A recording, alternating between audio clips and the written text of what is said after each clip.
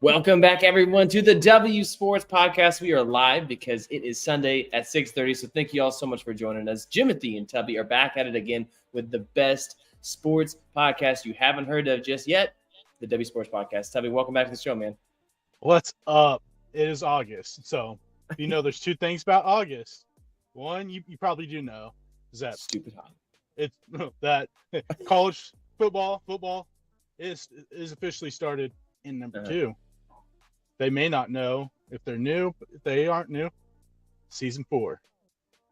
Season 4 of the podcast is this week, which is crazy. We actually got 52 episodes in season 2, which is like we've never gotten that full number of 50 episodes. So it's just felt good this last year. It was a really strong year, and we grew the channel the most. So thank you all so much for supporting, whether it's on social media or it's YouTube or it's just down on the podcast. We always appreciate that. Please continue to do so because it's the easiest and best way to support the podcast. But also feel free to jump in the chat today with any questions. We're going to hit some Major League Baseball news pretty quick off the top. Then we're going to run into maybe some college football. We'll talk about that, but also some NFL Top 100 because we've got some feelings and emotions about that as a Chiefs fan. So we'll get to that. So Tubby, let's just your Dodgers. Jack Flaherty avoided the sweep yesterday by a pitcher with the number 0. And looked good in the Dodgers uniform. It was against the A's, but you feeling pretty good though, right?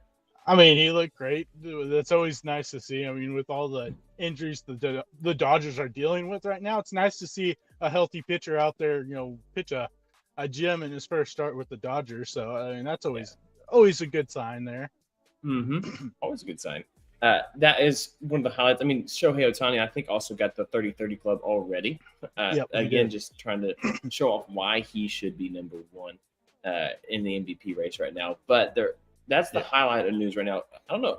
Just real quick, are you nervous at all about the Arizona Diamondbacks? No, right now I'm actually more worried about the Padres. Okay.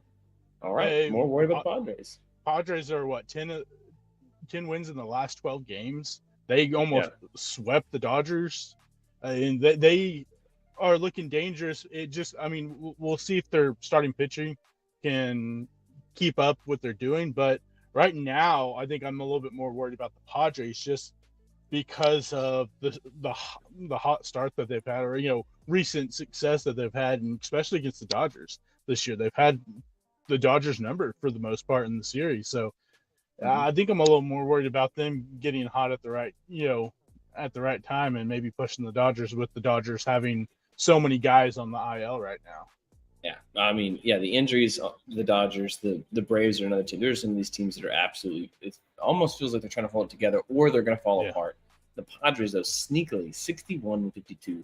Always looks nice for them. 8-2 in their last 10. So Diamondbacks 16-52. And then still somehow the Giants are hanging around 500. But let's talk about some of these teams right now. I mean, there are some of the top tier teams that all year long we haven't had any doubts about, haven't had any worries maybe about are they going to make the playoffs or a deep playoff run. That now some of the armor is not looking as shiny. Philadelphia Phillies being one of those teams. We've already talked about the Yankees a couple weeks ago, but the Phillies right now, how worried on a scale of 1 to 10 are you about this team? I think there's more worry, I think Philly fans would let on, just because at least you can look at some of these teams like the Braves and the Dodgers and the Yankees. They've had injuries, and so that makes more sense that, okay, the Dodgers have lost Mookie Betts, they lost Kershaw, they didn't have Kershaw for the good part of the season, Glasnow, all these injuries. Same thing with the Braves, Acuna out for the season, Albies hurt, Strider out for the season. Yankees had a bunch of injuries too. We're looking at the Phillies right now, who have actually gotten healthier since that series against the Dodgers, which was the last series that they've won.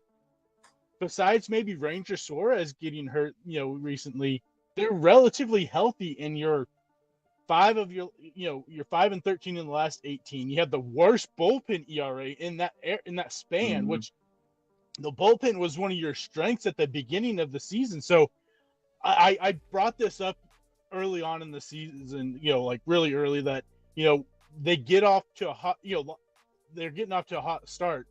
Are they worried that maybe potentially they could have an adverse effect of what they did the last couple of years, where they had a really slow start at the beginning and then really turned it on at the second half. And so one of the things that I brought up was, can they play a full season? Now are we starting to see maybe a reversal of the roles from the last couple of years where they had a really hot start? Are they going to have a really slow second half, which would be a little crazy, because they have been the most dominant team in baseball up until the trade deadline. Yeah. Going back to the sweep with the Dodgers was the last time they were really on it, and they've played a tough schedule going into it. I don't know. So, a scale of 1 to 10, where are you at on the worry? I'm going to say 6 right now, just because, Right, I mean, a little above average, because, like I said, you have gotten healthier. I mean, Bryce Harper didn't play really in that Dodger series. A couple other guys, I can't remember right off the top of my head, were hurt, and Schwarber was hurt during that series. You had a couple of your big name players that were hurt during that series, and then they come back and you lose to the Padres, in the series, you lose to the A's. Then you did, granted, you did play the Yankees, the Guardians, and the Mariners so far, but you have dominated everyone really that you've played. And out of all those series, you've only won 1 game in each of those series. That, I think, is a worrisome thing with the way your starting pitching is and the way your rotation was their bullpen was at the beginning of the season. Not really quite doing what they were, early on. So maybe I think there's a little bit more concern that maybe the roles are reversed from the last couple of years. Maybe they're going to have a worse second half season than they typically do last couple of years, and maybe they just aren't able to put together a full season. Yeah, looking at post All-Star break, so this poor streak actually goes just a little bit before the All-Star break too. But Kyle Schwarber hitting 117 with 3 walks to 15 strikeouts. I don't think I've ever seen that number next to Bryce Harper's name. Trey Turner, very similar, 179, 4 walks to 15 strikeouts. I don't know. I think this team right now they've hit their lull, which every team is going to hit at some point this year. I'm probably at like a 3 at best. And I think the point that you said that would worry me the most, that gets me maybe from a 1 to a 3, is the bullpen.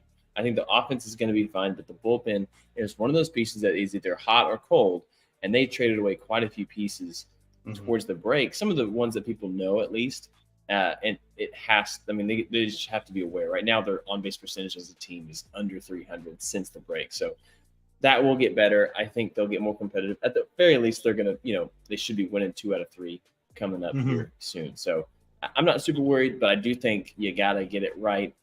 Let's ride the ship. Let's get some walks here. For me, I think the thing that worries me the most about the lull, though, is, like you said, you're doing this while you're relatively healthy, for the most part, compared to the other teams that, at the top of the, leagues or whatever, the standings. When they kind of had their lulls, a lot of it was due to the fact that they had major pieces out. And so I think that's what worries me the most, is that you're having these lulls with all your stars playing. I think they'll get it together. I mean, we would think with the way that they started the season and everything, but we've also seen this Phillies team, it's almost the exact same Phillies team, struggle for a 2 or 3 months span. And that's true. So are we looking at that same situation where maybe they kind of rested on their laurels at the beginning of the season? Like, hey, we're used to having to fight right now. Right now, we're, in the driver's seat. Maybe they kind of rested a little bit going, we're good. And now they're not being able to put their foot down on the pedal. Yeah, they went 6-0 today. Wheeler had a great outing. But now you get the Dodgers, and you have to fly out to L.A., and the Dodgers are starting to get a little healthy. Mookie Betts, he played in the simulated game today. Same with Max Muncy. Same with Tommy Edman. Edman is going to start a rehab assignment this week, and more than likely, maybe by the end of next week, maybe in the Dodgers lineup. So you're starting to get some of our major players healthy. Kershaw, Flaherty, Glasnow, they're all healthy right now. Yamamoto's on the mend. So you had a 5-6 game lead over the Dodgers for the first place in the NL, and now it's down to 1. Yeah, and that is crazy. And that's all with the Dodgers not playing great baseball either. Yeah. All right. Okay. Let me just throw this out there before we get to another team that we need to put scale of 1 to 10. How worried should we be? Here's this player you should be worried about. Can you tell me what the stat line looks like right now since the break for Bobby Witt Jr.? No, I just know it's absolutely astronomically insane what he's doing. All right. Right now, he has 4 home runs, 16 RBIs. He does have 3 stolen bases, too, since the break. He's hitting with 6 walks, 6 Ks, so he is seeing the ball. 492 is his average. On base percentage is at 537. He's slugging 800 with an OPS at 1360. I know the sample size is small. He is a top 3 baseball player in all. It's Absolutely incredible. If you had to give me your top 3 right now, I'd say Bobby Witt, Shohei Ohtani, and who's that third is what you had to kind of figure Aaron out. Judge. Aaron Judge, yeah. But I think and we're going to say position players. We're not going to put pitchers into this, but I'm just like, you have one of those 3, you can do something. Mm-hmm. So absolutely insane. I mean, right now, Bobby Witt is one of 2 players in Major League Baseball that's in the top 25 at average, OPS, slugging percentage, WAR, stolen bases, home runs, RBIs, triples, and doubles, and stolen bases. And the other one's Shohei Ohtani. So I mean, you're in that mix, and you're like, oh, you just named off a bunch of, statistic, what. The fact that you're in one of only 2 people in the top 25 in every single one of those statistic categories is insane. And when you look at it and the only other player is Shohei Ohtani there with you, you're in some pretty good company right there. Yeah. All right, let's talk about the Atlanta Braves. How worried should we be? Scaled 1 to 10, is this team going to miss the playoffs? I mean, you talk about injuries. This team, there's not a player, it feels like, that hasn't been injured, or at the very least plays like they're injured. Austin Riley, Matt Olson. I mean, there's so many guys that are playing that way right now. How worried are you? This team, I think, is probably in trouble with the way that the other teams are playing, like the Padres, the Diamondbacks, the Mets. They're all playing pretty good baseball right now. I'm going to put it on as probably an 8, just because you have so many injuries. Your starting pitching is so decimated with injuries. You lose Acuna, you lose Albies for extended period of time. He said Austin Riley, Matt Olson aren't shown anything of resemblance of all-star players that they were last year. You go out and trade for Jorge Soler. We'll see how well that works, because now you can't play Soler at DH because you got Ozuna. So now you're going to have to play him out in the outfield. Hasn't played a single inning before he got traded to the Braves in the outfield. So now your defense probably going to take a little bit of a hit. It's just, I don't know if they have enough right now to really right the ship. And I think this is a team that we all expected to be one of those 3 teams fighting for the NL pennant, and I think there's a good chance they don't make the playoffs, because really the only person you can really look at and go, man, they're having a fantastic season is Chris Sale. Ozuna too. So, Chris Sale. I'll take that victory lap. Yeah, I mean, yes, sir. You've got 2 guys that are living up to their potential. The rest of them just have not put things together this year.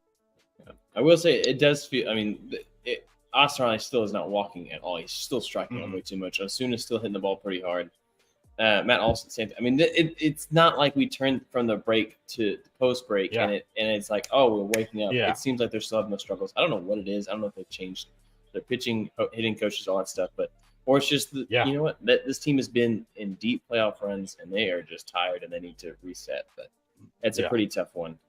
When you're probably one of your second best starters right now is a guy like Charlie Moore.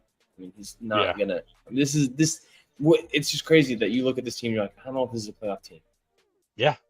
Now the way games are going right now. No, and like I said, you've got teams in the NL right now that are playing much better than you are, that are fighting for those final wild card spots, and the Padres, the Diamondbacks, and the Mets. They're all right there. I mean, you got a game and a half, 2 games up on the Mets right now. I don't think anyone would have been saying that at the beginning of the season, but the Mets are only 2 games out of, right now they're only 1.5 out of the final wild card spot. So I don't know. I don't think it's looking great for them right now. Unless Riley and Olson wake up and Soler brings something to this offense, they just can't score runs. And like you said, the pitching, Charlie Morton's not really having that great of a season. Yeah. I mean, Sale's having, what we thought Sale would have if he was healthy. And that's about it when it comes to starting pitching wise. Well, I don't really think that there is a team that's on the playoffs right now that in the AL that we're having the same conversations necessarily. I think we're having a different conversation about one of the division winners. So we can hit that, and then I want you to predict something real quick. We can pick some winners as of now. So in the AL, I think the really one that's up for grabs is just the West. It's Seattle. It's the Astros. You could technically throw the Rangers. I think they're just not. They're doing the same thing they did 2 years ago. Yeah. Which team is more position themselves to finish strong in the dog days of summer? Mariners and Astros, for those who are like, I'm going to say the Astros, as much as I don't want to, and I picked the Mariners to win this division at the beginning of the year. I just don't know if they have enough offense. With the way that offense has been this year, I just don't know if there's enough there. And they really need Julio to wake up. They need Rosarena to get right. Justin Turner, getting him would be an added bonus. Cal Raleigh looks like he's starting to maybe turn things around a little bit. They have the pitching. They have the starting pitching to do it. I just think the history of the Astros, they know how to get it done at the end of the day. As much as I think the rotation, isn't that great, and there's probably some hiccups here and there, I still think it's just the Astros. You can't never count them out because they've been there and they've done it. The Mariners, to anybody who's a Mariners fan out there or doesn't want to see the Astros win, I think there's a good chance that we have those. At least for the Mariners' credit, they are walking at a very good clip in the post-All-Star break, so they're seeing the ball a little bit better. They're just not hitting the ball hard. And that's been the thing, is I don't know that they have, to get all the way over that hump. So the Astros, on their side, you still have guys like, Jordan Alvarez, who are absolutely, just carrying it. And but they are walking. They've literally walked almost, it's like 1/3 the amount of times that compared. So I think there's some momentum possibly coming for the Mariners. If they can build up a big enough lead, I think they can do it. But right now, I'm still on the fence. I feel like that's such a cop-out answer. I'm still on the fence because this is a one-game division lead. And you got to look, if you're the Astros, too, you're getting Kyle Tucker back. You're getting one of your best players back here real soon. So that it's really going to boost your offense throwing him in there. So, I just – as much as I don't want to pick the Astros, I feel like it's the Astros because of history. I mean, we have seen the Mariners time after time fall flat. Last year last couple of years they've been able to make sneak into playoffs. I just don't know if they can hold on to the lead in this division just because they haven't done it. Yeah. Well, as we're in the chat, put your predictions in here because Tubby, I want you to predict who's going to win each of the divisions in the American League. And then we'll kind of go from that. So who you got winning the East? I'm going to stick with my pick. I'm going to go with the Orioles. Okay. I think the Yankees are looking better right now. I mean, the addition of Jazz Chisholm has helped a lot. I still am a little bit worried with Garrett Cole. You shut him down because of body fatigue. That worries me. Yeah. And, can the rest of the pitchers pick up where he's lacking? Because even when he's been healthy, he hasn't pitched good. So I'm a little worried there, but I'm going to still give the edge to the Orioles. I think, like I said, everyone's kind of in their lull right now. Orioles are kind of in their lull. I think they'll figure some things out and get out of it. So then you got Cleveland, Minnesota, or Kansas City. Oh, you don't even know. Give me Kansas City. The 5 games they're in third, you think they're going to make that up? Come on now. That's awesome. So. And it's because of one thing. You look at their record against the AL Central. They are 25-11 against the division. They have beat the Guardians, they have beat the Twins, they have beat the Tigers, they have beat all the good teams, the better teams in this division. They're 14 games above 500 within this division. I think that there's a legitimate chance, and I love what they did at the All-Star or at the trade deadline. I love what they're doing. Lugo is one of the best signings of the offseason with the way he has pitched. One of the best pitchers in baseball right now. Cole Reagans. You throw Michael Lorenzen in there. I think that they have the opportunity to jumpstart, something that we weren't expecting. We thought maybe they were a year away. And I think absolutely, they're right there. I don't know if I'm still worried about the Guardians pitching, which is an insane thing to say. Their starting pitching is definitely laxing because the one addition they get is Alex Cobb, and he hasn't started a single game this year because he's been hurt. So I think that even though their offense for the Guardians is hit really well this year, I think we're going to see them hit a rough spot in the next couple weeks, and the Royals look like they are on a mission right now, and I think the Royals reel them in and win this division. Well, and the Royals have had the low. Like, we're coming out of it. They're coming out strong. And like we already talked about Bobby Witt, even Vinny Pasquantino has been great. Hunter Renfroe been really solid this year. Let me pull this out real quick. How many losses in a row do the White Sox have? Do you know? 20. Dude, I feel like no one's talking about it. This team is pathetic. Their run differential right now is 247. Everyone's been talking all year about how this is going to be the worst A's team we've ever seen in baseball. This AAA team. This team has a minus 73 run differential and is 46. At least they're competitive. Yeah. 247? 20 losses in a row. This team is pathetic. This is a sad state of a baseball team with the White Sox. And they could have absolutely exploded that reload. They didn't. What a failure.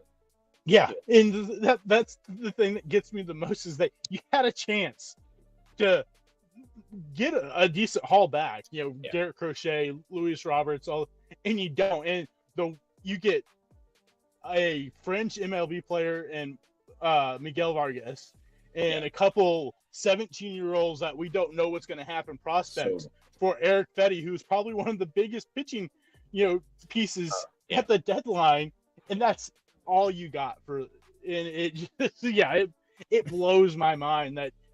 I guess it probably shouldn't. It's the White Sox doing White Sox things, and you have, the owner just needs to sell the team because everything needs to be gutted. Everyone, everything, even the owner. You can fire the owner. Find some way. Check him somehow because he's not okay. It's pretty bad. I mean, I just looked down. I saw 20 losses in a row. I was like, I don't think anyone's really talking about how bad this team is. Even the Rockies, minus 180 run differential, and they're 41-17. I mean, they are so bad. So, all right, that's enough baseball. I don't know if I've forgotten anything, but we're gonna transition because we're 20 minutes into this podcast, and this is a football season is back episode. I'm super excited about this. Real quick, we talked about it, and we have waited years, decades even, for a new college football game. We got it. I'm just gonna jump out there. I think maybe my hopes were just a little too high. The game is still great, but there are some of those things that I feel like the game and the attention that EA gave to it to hype it up, and it didn't meet what I hoped or what they told us it should be. I'm gonna tell you right now, the commentary is very repetitive. They acted like it wasn't gonna be. It is. Yeah. The presentation overall is good. It's not great at all. The in between quarters and halves is a joke. Yeah. They should be appalled by the lack of information and the stats and stuff like that. It's terrible. You texted me about this, bro. The fans at like the bands or cheerleaders or whatever. Yeah. It is one of the. This looks like it's an Xbox One, like not the Xbox One S or whatever. This looks like the original Xbox quality graphics. They are so bad. Yeah. I get it. You had to get the game out. Just put through a patch. Like, just make them look at least like human beings. They're terrible. Yeah, like I said, I don't know why, but it's like one of those things when I saw it, I was like, that just really makes me mad. Like you have the fans in the stands wearing these super generic looking jerseys. I'm like, how hard was it to take that jersey that you put on those players and put it on the fans? I mean, they're already made. You already did that part in the design. How hard was it to take it off the one guy and just picture put it right over? I'm like, I don't know why, but when I saw it, I was like, man, this really just irks me. Like the attention to details, like you said, I think that they missed on a lot of it. Yeah, and maybe this is the first year of many years. They'll make it better next year. I think the dynasty is good. It's not like the recruiting. Now that I figured it out, you sent me some videos, bro. Yeah, really helped me out on those. Yeah, it has really helped me get more in depth in it. Otherwise, it's a very shallow dynasty outside of the recruiting side of it because it can get a little repetitive. They've removed some of the simple things. I think that was super cool. I honestly, I like one of the things about the older 8 games is you would start a brand new season before, like the preseason polls, but it would give you ranks 1 through 100 and essentially 34. I like those things. They don't do that anymore. It's just 1 through 25. But I don't know. I'm still having fun with the game. My UAB dynasty finally made the playoff. Got bounced by Wisconsin, but we made the playoffs. So. Yeah. See, another thing I don't like about the dynasty is that they make it too easy for you to get bigger job offers like that. Like, like second year, I get offer from Georgia. I mean, come on, make it harder.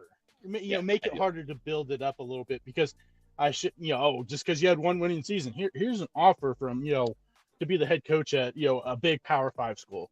Make it a little bit harder. Yeah, I wish you could adjust the recruiting level as well, because you used to be able to do that. You could have All-American or Heisman, and then you could, if you didn't want to have the recruiting trouble or extra work, you didn't have to.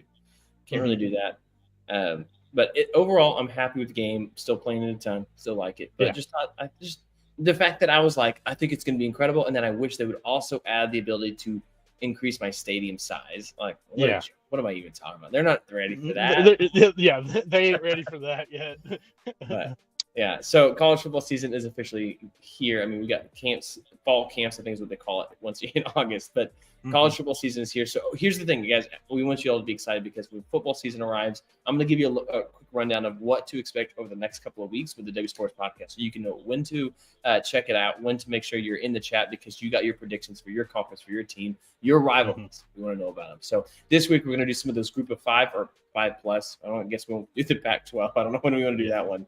But having that one, we'll break down those. Next week, we are going to do the Power 4 conferences, break down some predictions, so you don't want to miss that one. I promise you it's going to be a ton of fun.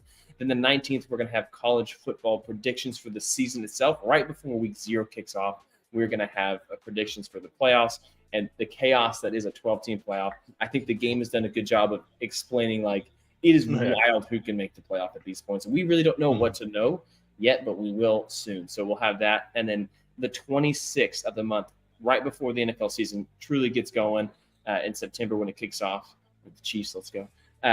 We're going to have NFL predictions, so you don't want to miss that episode. And then that following week, football's here. It's literally week 0 just happened. We're going to go into the NFL kicking off in less than 10 days at that point. We're going to have what we call our fantasy breakdown.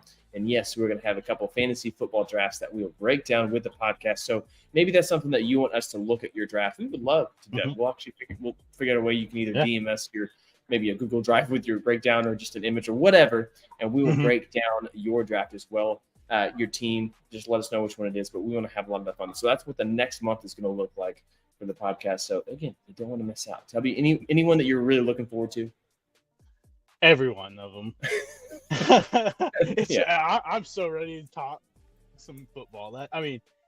Me and my buddy Quincy, we were talking today on phone. We're just talking about football, and I'm like, man, I am just so ready for football, college football to start, NFL start. I am so ready for just some real football. I mean, we got to watch I didn't watch a whole lot of the Hall of Fame game, but there was some football. But I'm ready for the real stuff. You didn't watch ripping one, just 3 touchdown passes, looking great. I mean, if Caleb Williams would have played, I probably would have tuned in. But Caleb Williams didn't play, so I didn't tune in. I don't play. Yeah, and you don't blame him for not playing. That game is notorious for bad field conditions. And the weather on top of it, not a chance with your franchise. No. Dude, everything I've heard from Caleb Williams and his fan interactions and people, it's been positive. Like, people love him. He's been super great with fans. Good for the Bears. Good for your dad and people like our old co-host Joseph. Just, it's just not fair for that historic franchise to have such bad everything. So good for them.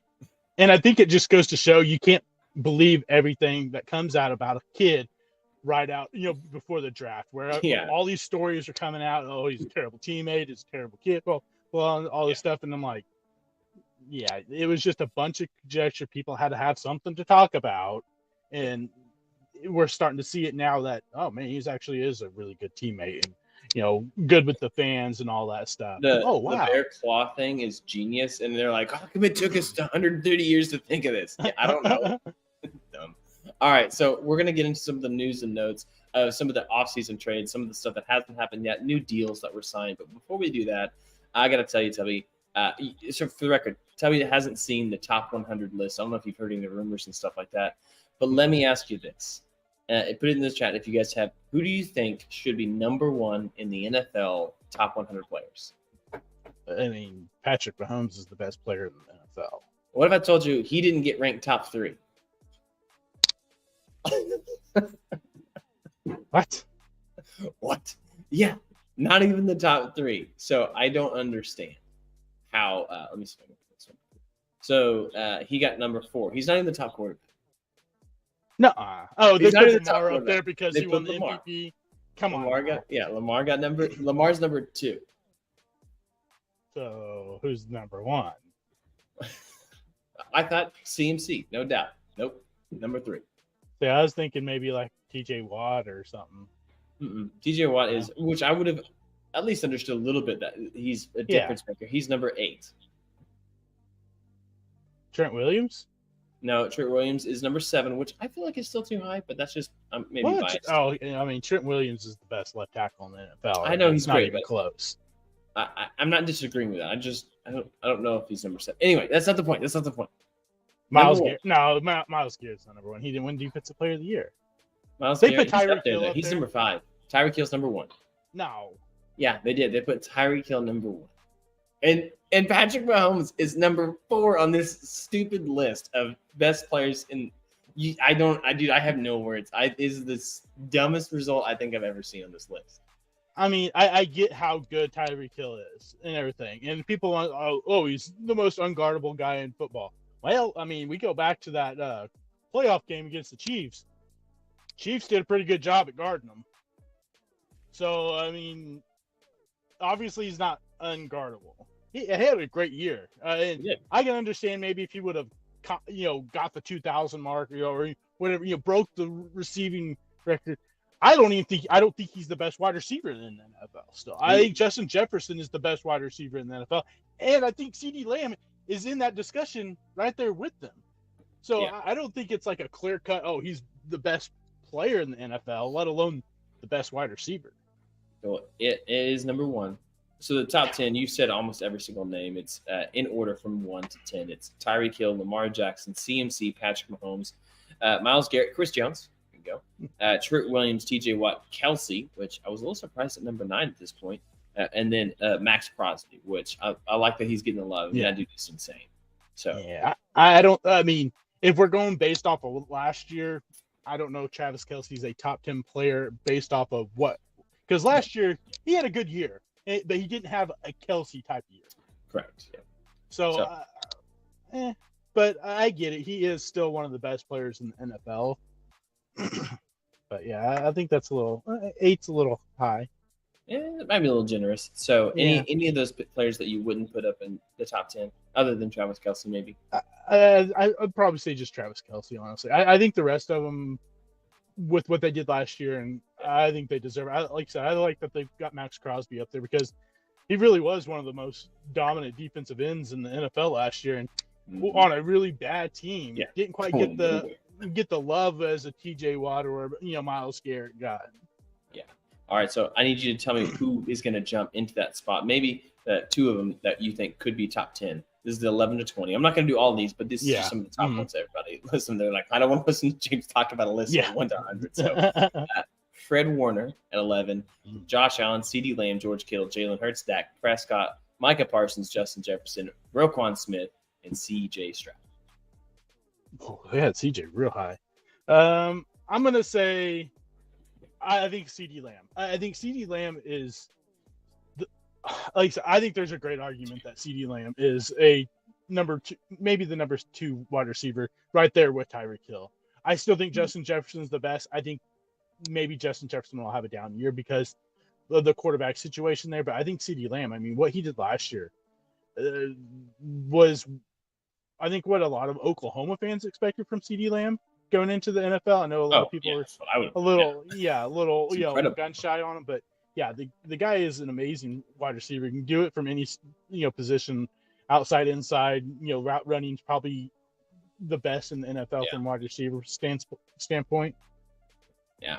Well, I think that's what I would agree with. The one that just barely missed the top 20, which I think deserves quite a bit of respect, would be A.J. Brown.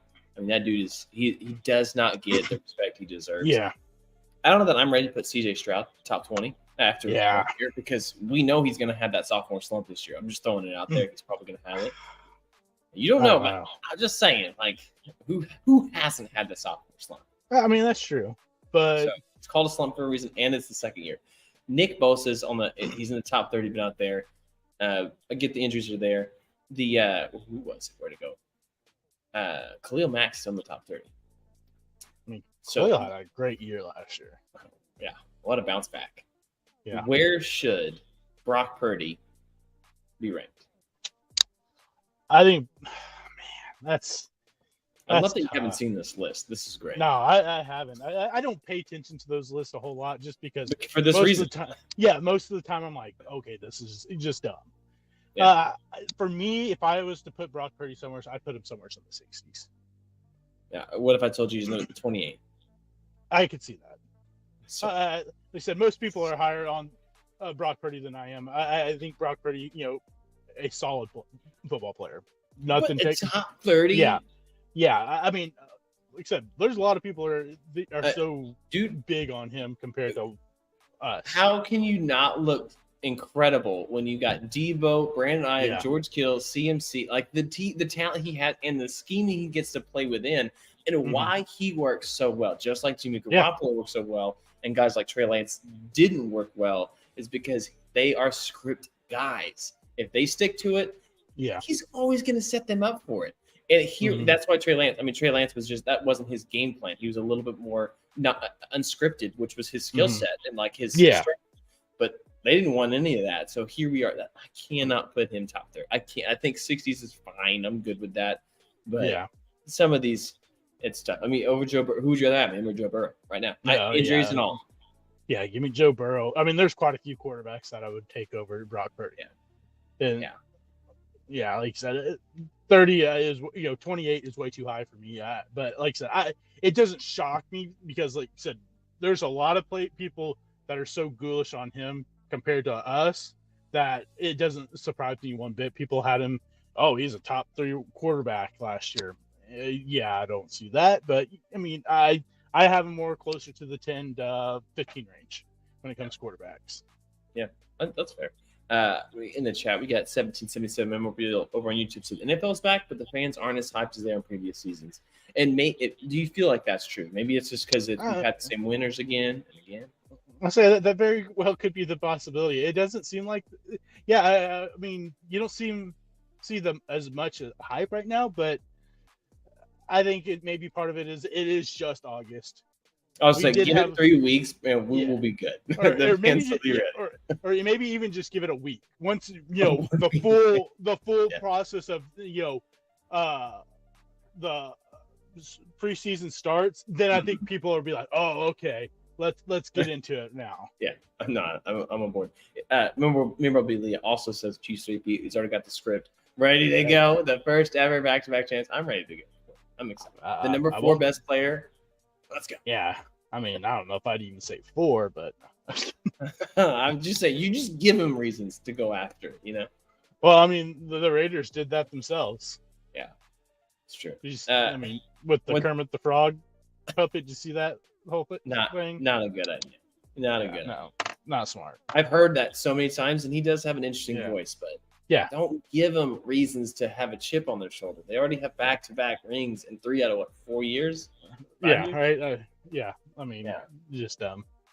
So, all right, let me ask you this. You didn't get to watch much of the Hall of Fame game, but I'm sure that you recognize that this was the start of the new kickoff rules, right? Mm-hmm. Yeah. Did you see it play out? Did you like it? Are you in favor? No? How do you feel? I mean, I didn't get to watch, like I said, I didn't see a whole lot of it, so I didn't see the kickoffs too much. So, if it's a lot like the XFL, I like the concept of what they're trying to do, trying to maybe bring the game of, the special teams game back. But I saw where it was like most of the snaps started at the 30-yard line, so it wasn't quite getting the same effect that they were hoping. But I think once teams figure things out, I think it will be a little bit better than what we have been seeing, where there's so many touchbacks and the kick, and the kick returners are basically null and void in the NFL. Now we'll start seeing some of these guys get back into the NFL, because we talked about this when the rule came back, when they were changing the rule about if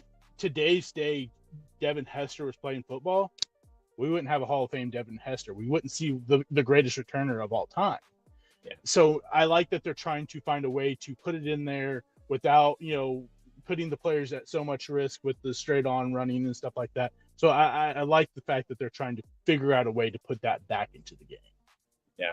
I was very concerned about it when the rule came out, because it's so wordy and it's so complex.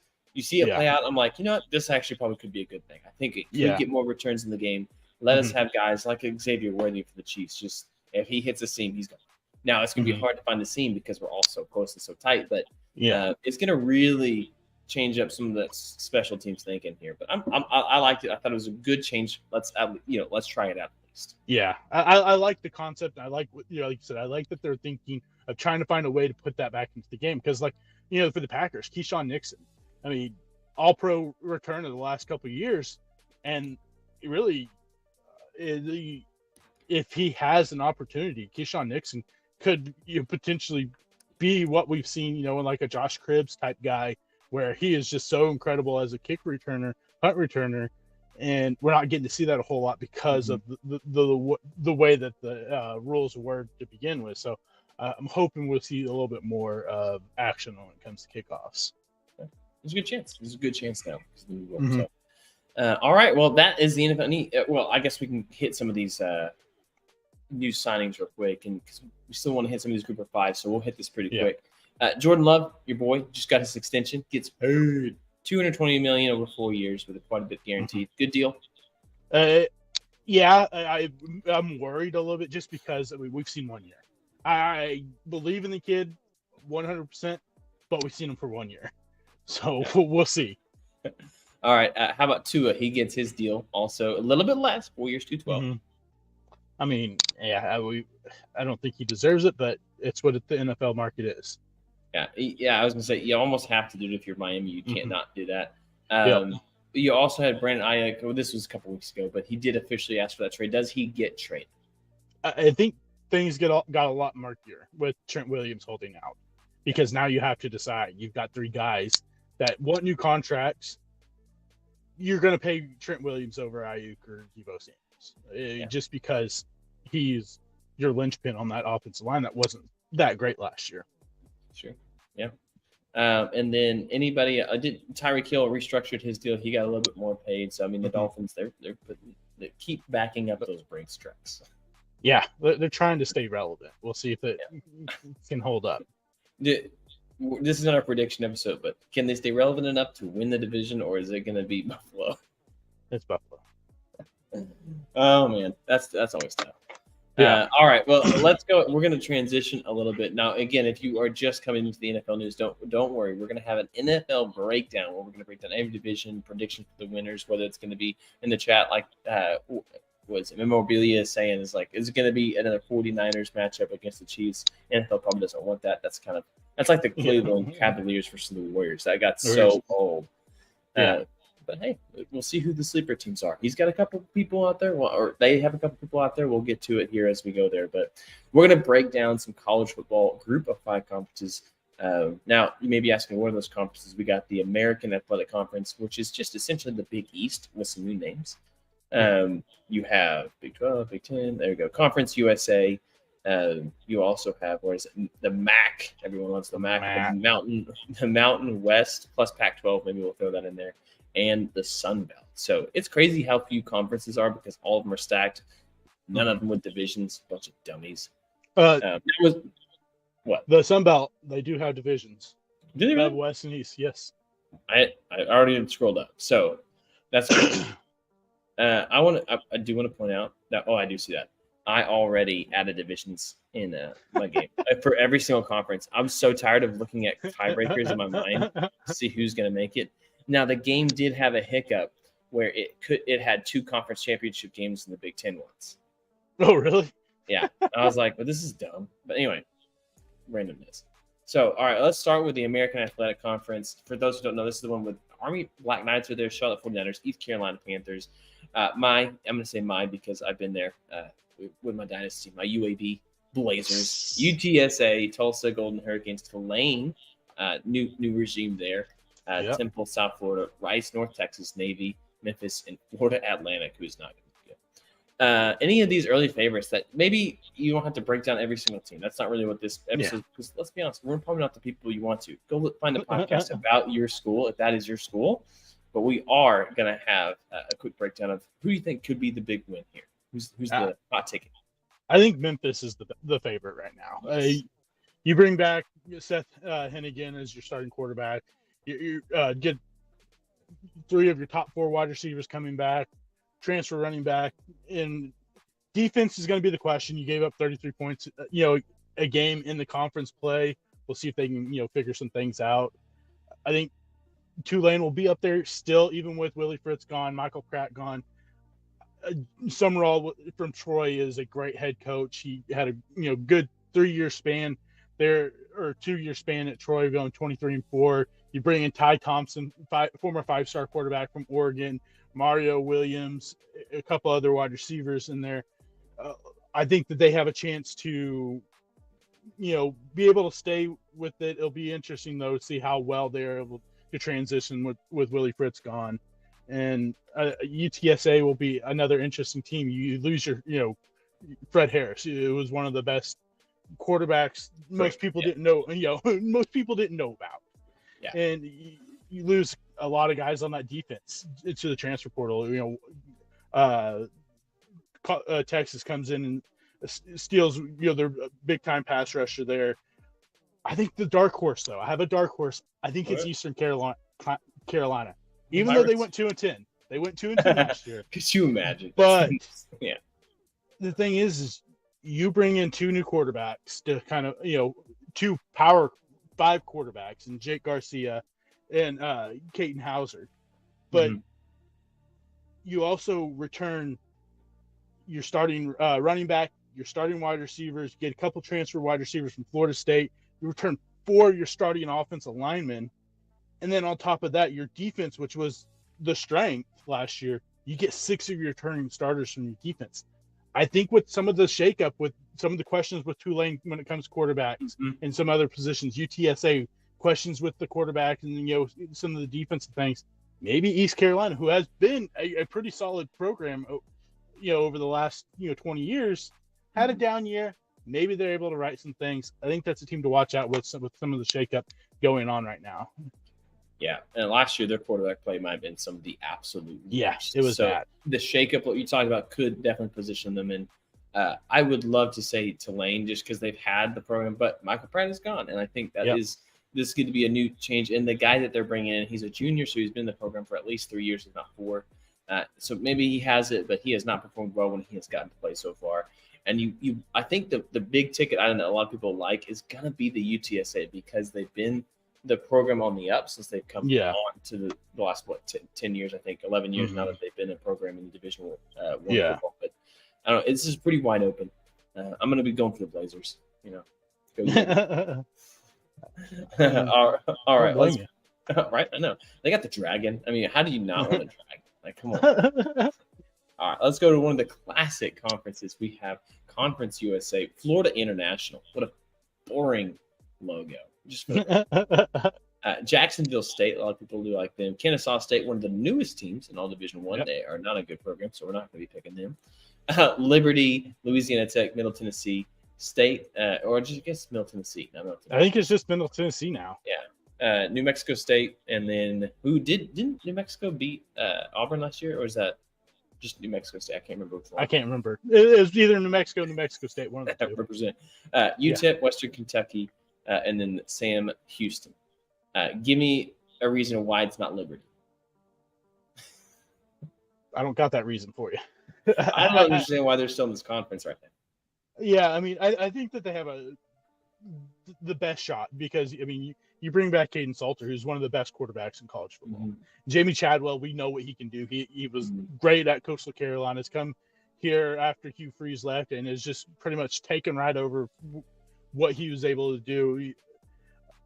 the defense will be the biggest question for them. Their defense wasn't great last year, but it was good enough to win and make it into a New Year's Six bowl game. I think the team to watch is Western Kentucky.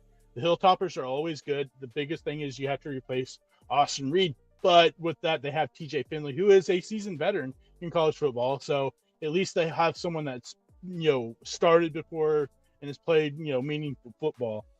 But it'll be I think Liberty should probably win this conference. And yeah, I don't know if they'll have much of they shouldn't have much of a fight. Here's the give me my screen is going dark. Or did I say? Jacksonville State is a super dark horse. They got a new quarterback regime that they're going to have to start too. But that is who, they run the ball so much. If they can control it, they were 31. I think I looked up 31 like 10 or 31-17, something like that, to Liberty last year. I think it was at home too. So they got a big gap, but it's conference play. So if they can just give themselves a shot, they tried. All right, there you go. Go on now. But they do have a new defensive scheme. They did lose defense coordinator Zach Alley to ROU Sooners. My dark horse, I'm going to go with Middle Tennessee. You get Derek Mason in there. Derek Mason's been a college football coach in Power 5. He has a great defensive mind.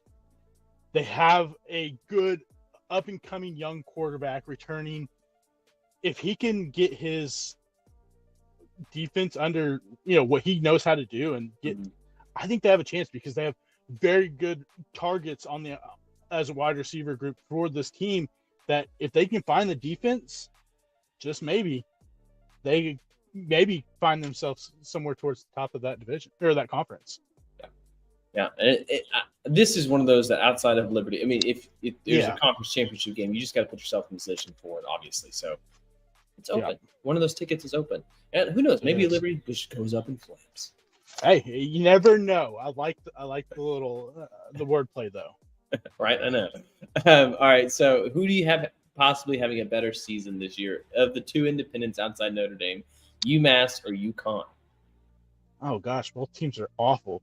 I'll say UConn. I think Jim Moore Jr. is still there. I don't know a whole lot about UMass because most of the time they're playing against. Like you'll see them every once in a while get scheduled by like Alabama or Auburn or LSU and just get just destroyed 72-0.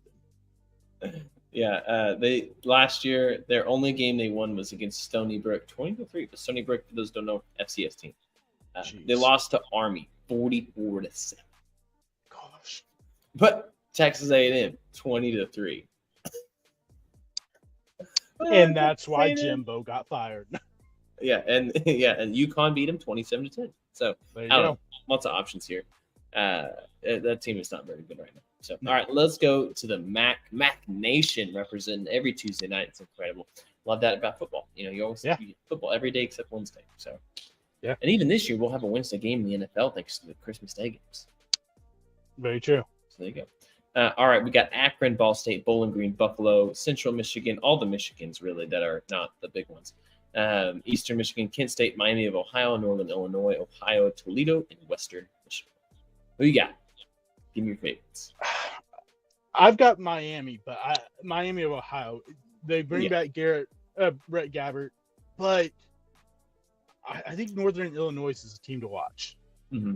A team that the last 3 years has had probably one of the biggest roller coasters over the last 3 years. You go 9-3, or 9-5, win the MAC title, go 3-9, just absolutely terrible. Then they go 7-6, boost some things up, but they have 13 starters returning. That's a big deal, and especially when it comes into these smaller, conferences, returning starters is a big deal because they've been there, that what they can do. They have to replace their starting quarterback, which will be, can be an issue, but they have such a good defense returning, even with losing Caden Willard to Oklahoma and a couple of guys to other Power 5 schools. You have 8 starters returning on this defense. You figure out that quarterback situation, I think that you could really push Miami because I think there's some gaps within Miami's defense that they have lost a few guys to. And, some big name guys within the transfer portal. We'll see. I'm going to go with, I'm going to say Miami, Ohio, but I'm going to say watch out for Northern Illinois. Yeah, we're going to hold you to that. If you are wrong, we're going to hold receipts. And because of that, I'm actually not going to even make a prediction because I cannot give you a prediction of like I don't know enough about all the transitions that happened this last year. I was like, I can't. I'm going to tell people. Last year, what was it? Let me pull it up real quick here. This one, they did have divisions. They don't anymore, but they did last year. Miami of Ohio, really 11-3. Ohio had 10 wins, and then Toledo went 11-3. So. Still out there. Put them out there. Go more. Like it. All right. Well, let's go ahead. We're going to look to the final conference. I think it's the final conference. Two. We got two left. Oh, Mountain West and Sun Belt. Yeah. So we'll look at the Mountain West real quick. Last year's champs, I believe, were Boise State. Mm-hmm. Yeah. Boise State won the conference. San Jose was also up there. There we go. So we got Air Force, Boise, Colorado State, Fresno State, Hawaii, Nevada. You say Nevada? How do you say it? Nevada. Okay. I was just curious. Okay. There's a city in Missouri called Nevada, and it's spelled just like Nevada, and it's on the way from here to Joplin, between Kansas City and there. And dude, they have like a "Welcome to Nevada" sign that makes you look like you're in the state. Like it'll get people. So be aware if you're on the road. You're like, oh my gosh, did I fall asleep? Anyway, New Mexico, San Diego State, San Jose, UNLV, Utah, and Wyoming Cowboys represent. Who you got? I think it's hard not to pick Boise State because, I mean, look what Spencer Danielson did last year after they started out real bad. Because, they started out not so great for Boise State. They fire their head coach, Danielson comes in, gets the interim tag taken off because he takes that team. They win the conference. You have one of the best running backs in Ashton Ginty returning. We're not quite sure who the starting quarterback is going to be, but you got former 5-star Malachi Nelson there. You got Dirk Cutter, who is a former NFL offense coordinator there at Boise State. You got good wide receivers, good defense. I think this is going to be a tough team to beat. UNLV, though. Watch out for UNLV. Barry Odom. Marion, a name to watch in the next couple of years for the coaching ranks is going to be Brendan Marion, offensive coordinator for UNLV. Everywhere he's gone, the offense has gotten really good. This guy came in and was a shock throughout the season. No one expected UNLV to be as good as they were. Mm-hmm. They do lose Jaden Miava to USC. He transfers. He was a freshman, came out of nowhere, had like 3,700 yards passing, 30 touchdowns, just kind of exploded out of nowhere. But they bring in a couple FCS stars and Matthew Sluka from Holy Cross and Hodge Malik Williams from Campbell. So I think they have a good chance to really keep the momentum going because they have an All-American wide receiver in Ricky White III. Up-and-coming running back, 4 starters back on the offense line. This is a team to watch out for to challenge Boise State for that Mountain West title. Yeah, we're going to mention this team. They were incredible last year up until and this is in the chat too. Remember at one point last year, they were 8-0. What were they ranked? Let me pull this up. Air Force. They were ranked, 19 last year, 8-0, and then they ended up falling to 9-4 as they won their bowl game. But in the chat, Boots on the Ground said, "Who loses to Army?" when we were talking about you. The Navy loses to Army, just for the record, and so did Air Force. Look at that. Yeah. But any shot that the Air Force bounces back and returns to form. They had a lot of turnover this year within that roster. I think will be the hardest part for them, but triple option, it's always hard to stop, and it's always hard to defend against. So you know that they've got pieces in place to replace those. It's just how well they can be. I think another dark horse in this conference, though, is Colorado State. Jay Norvell has done a great job of turning them around. Their young quarterback, what was his name? Braden Fowler Nicolosi. We saw him play against Colorado, played out of his mind. They have one of the best wide receivers in college football that I don't think a lot of people know. Torrey Horton. He's one of my favorite wide receivers going into the draft next year. The kid is special. If you get a chance to watch him because he can absolutely ball out. The big thing is going to be that defense replacing Muhammad Kamara, who got drafted by the Dolphins in like 5th, 6th round, which was terrible because he should have went higher. But watch out for them because Nicolosi supposedly got $2 million offer to leave to go to Kansas State. With Avery Johnson there, that doesn't make any sense. Just saying. That's the rumor. Yeah, I get the was it Big Baller Brand? Was it that who spread the rumor? No, it was Jay Norvell that spread the rumor. Okay. This is head coach for Colorado State that spread that rumor. So getting hyped for Colorado State, then go Brand. It is what it is. We'll see. All right, well, let's go to the Sun Belt Conference, one of the classic college football conferences right here. Whoa. App State, Coastal Carolina, Georgia Southern, Georgia State, James Madison, Marshall, Old Dominion, Arkansas State, Louisiana, Raging Cajuns, South Alabama, Southern Miss, Texas State, Troy, and UL Monroe. Not them. All right. They're terrible. This, if you're going to watch any small conference, I think this is the one to watch. Yes. This has some potential. A couple of these teams have potential to be that team, the non-Power 5 team that makes the playoffs. I think one of these. I love what GJ Kinney has done at Texas State. Mm-hmm. I mean, you have the turnaround from before he gets there, they 3-8 last year or 4-8 last year. They go 8-5. Now you bring in Jordan McLeod, who, if you know JMU last year, was incredible. One of the best quarterbacks that you probably don't know of. But watch out because this team, offensive-wise, is going to be absolutely explosive. Jordan McLeod, Ishmael Mahadi is a running back that probably never heard of, but had 166 all-purpose yards per game last year. Joey Hobart and Cole Wilson, 2 incredible wide receivers. One of the best O-lines in this conference. It's whether or not they can get this defense figured out.